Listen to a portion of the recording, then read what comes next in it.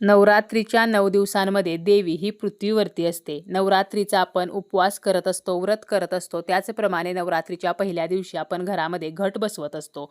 पहिल्याच दिवशी जर मासिक धर्म असेल तर आपल्याला घटस्थापना ही इतरांकडून करून घ्यायची आहे. आपल्या पतीकडून, मुलाकडून किंवा अगदी एखाद्या शेजारच्या स्त्रीला आपल्याला आपल्या घरामध्ये घट बसवायला सांगायचे आहेत.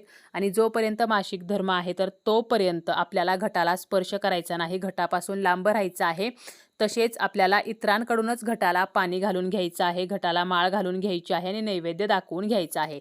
उपवास जो आहे तर तो मात्र आपल्याला करायचा आहे. जरी मासिक धर्म असला तरीसुद्धा उपवास करायचा आहे. आणि जेव्हा आपले मासिक धर्माचे दिवस संपतील तर त्यानंतर आपल्याला केस धुवून त्यानंतर आपल्याला घटाला पाणी वगैरे घालायचं आहे.